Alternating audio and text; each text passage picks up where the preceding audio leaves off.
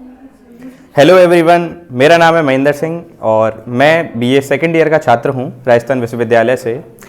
तो आज 26 जनवरी है। मैं और मेरे सभी साथी आप सभी देशवासियों को 26 जनवरी की हार्दिक शुभकामनाएं देते हैं। साथियों, अक्सर हमारे मन में सवाल आता है 26 जनवरी गणतंत्र दिवस, क्या होता है गणतंत्र होना।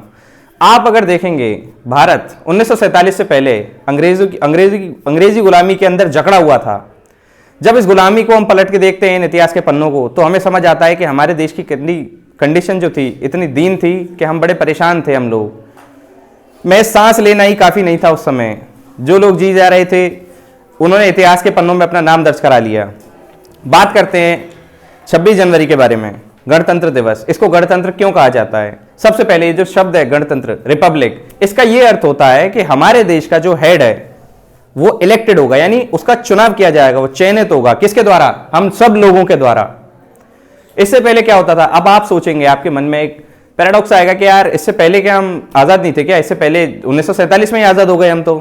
लेकिन होता ये है, गणतंत्र होना यानी रिपब्लिक होना, उस समय जब देश आज़ाद हुआ, अंग्रेजों ने हमें उस टाइम पे भी इंडियन इंडिपेंडेंस एक्ट 1947 के थ्रू आज़ाद किया था। आप सभी जानते हैं इस चीज़ को। उस टाइम पे भी उन लोगों ने यहाँ पे गवर्नर जनरल बैठा दिए थे डोमेन में, भारत का और इधर अपना पाकिस्तान का। तो इस तरह से ये लोग उनको छोड़ के गए थे उस टाइम पर भी। तो जब देश हमारा बनता है, देश आज़ाद हो जाता है, फिर संविधान जब लागू हो जाता है, हमारा संविधान बन करके 26 नवंबर 1949 को लागू वो बन जाता है, बन के तैयार हो जाता है।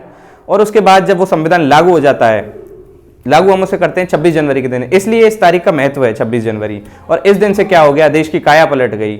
जो इविल प्रैक्टिसेस हम पास्ट में फॉलो करते आए थे, सारी चीजें वो खत्म हो गई। गुलामी का कलंक मिट गया हमारे देश से, हम लोगों से। इस दिन हमारे देश का संविधान लागू हो जाता है और इस दिन हम सेलिब्रेट करते हैं रिपब्लिक डे। तो सब रिपब्लिक जो शब्द है, इसका अर्थ यही है कि जो हमारा हेड है वो इलेक्टेड होगा, हम सब लोगों के द्वारा। 140 करोड़ देशवासी इस देश के हिस्सा हैं। और मैं सभी से ये कहना चाहूंगा कि आप 26 जनवरी का इंपॉर्टेंस जरूर समझें। देश में क्या चल रहा है, क्या नहीं चल रहा है, आप संविधान को जानें, इस देश को जानें, इस देश के इतिहास को जानें। जब तक आप इस देश के इतिहास को नहीं जान सकते, कई बार इतिहास में एक महान इतिहासकार ने एक बात कह दी थी कि जो देश अपने इतिहास को नहीं जानता है, जो युवा अपने इतिहास को नहीं जानता है, वो कभी भी भविष्य नहीं बना सकता है। वो खुद इतिहास बन जाता है। हाँ, तो आप अपना इतिहास जानें, उसके बाद आप भविष्य का निर्माण कर सकते हैं।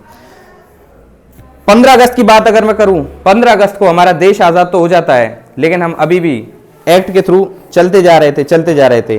देश जब आज़ाद हो गया, संविधान जब लागू हो गया, रिपब्लिक हो गए हम।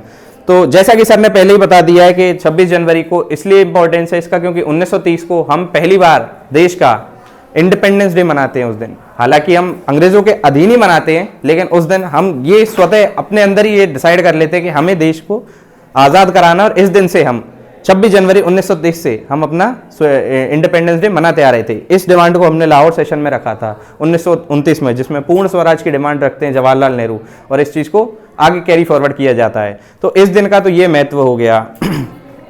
और मैं आप सभी को कहूँगा कि अपने देश के इतिहास को जानें, इस पर प्राइड करें।